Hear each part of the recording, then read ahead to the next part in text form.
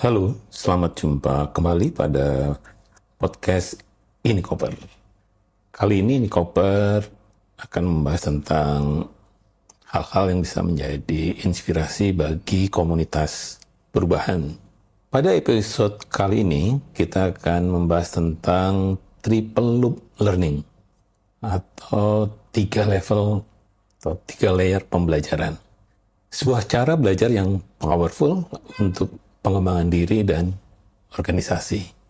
Kawan-kawan Ini Koper, pernahkah kita bertanya, mengapa kita melakukan apa yang kita lakukan?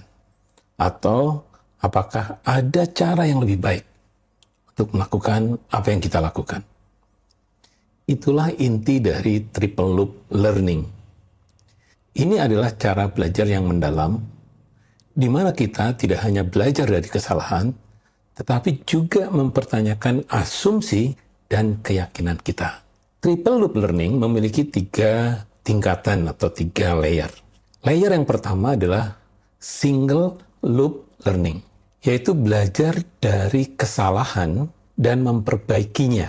Saya ulang ya. Jadi belajar dari kesalahan dan memperbaikinya sesuai dengan misalnya prosedur, sesuai dengan SOP, atau sesuai dengan manual yang ada.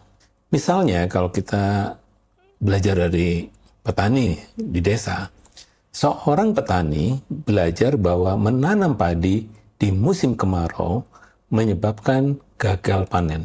Maka ia akan memperbaikinya dengan menanam di musim hujan. Single loop learning. Dia hanya memperbaiki hal-hal yang sifatnya teknikal. Layer yang kedua kita sebut sebagai double loop learning, yaitu mempertanyakan norma dan cara berpikir yang ada. Jadi kita mulai menanyakan, apakah sebenarnya menanam padi itu perlu? Jadi di sini petani yang tadi yang gagal panen karena menanam di musim kemarau, lalu memperbaikinya menanam pada musim hujan, mulai bertanya pada double loop learning-nya, mengapa saya harus menanam padi? Apakah ada tanaman lain yang lebih cocok untuk musim kemarau?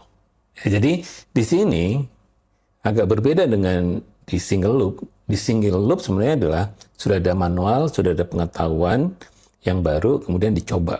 Dan pada percobaan itu kadang tidak sesuai dengan apa yang diharapkan, kemudian diperbaiki sesuai dengan prosedur yang ada.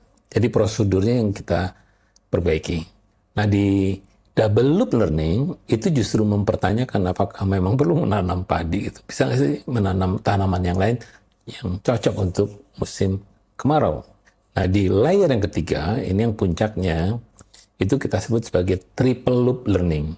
Yaitu mempertanyakan nilai-nilai, keyakinan yang mendasari tindakan kita. Jadi dalam cerita petani tadi, petani bisa jadi bertanya, mengapa saya harus menjadi petani? Apakah ada cara lain untuk berkontribusi pada masyarakat? Nah ini yang menjadi menarik adalah bahwa keyakinannya itu dipertanyakan. Ini yang di edisi sebelumnya saya sebut sebagai liminal thinking atau liminal space. Jadi bagaimana keyakinan itu diganggu karena mengalami realitas yang baru, kemudian juga pengalaman yang baru, kemudian atensi yang baru, bisa juga teori yang baru, bisa juga masuk ke keyakinan yang baru. Jadi triple loop learning sangat penting bagi siapapun. Ya, jadi untuk pengembangan diri, untuk organisasi. Dalam cerita ini sebenarnya dikaitkan dengan desa atau kampung-kampung di pedalaman.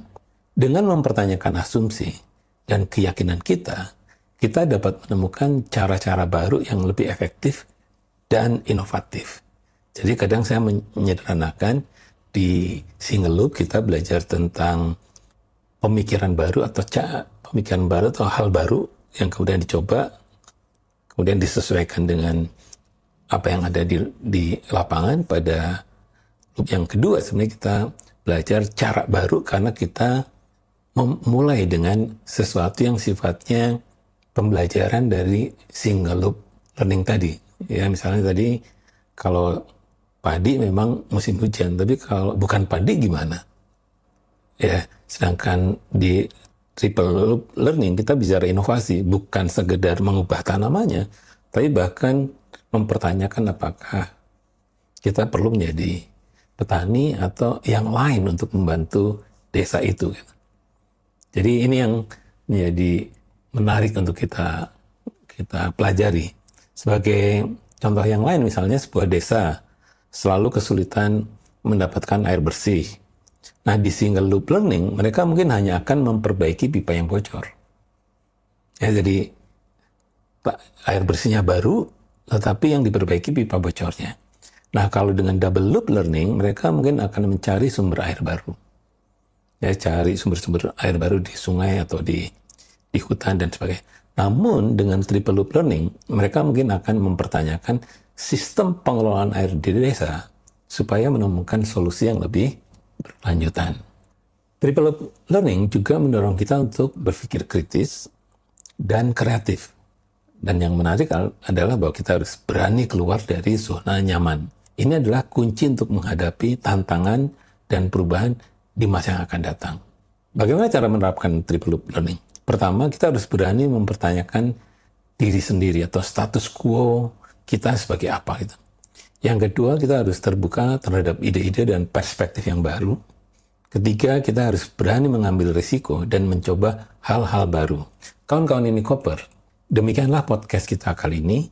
Mari kita terapkan triple loop learning dalam kehidupan sehari-hari agar kita dapat terus belajar dan berkembang. Dan jangan lelah untuk selalu melakukan inovasi sosial. Sampai jumpa di episode selanjutnya.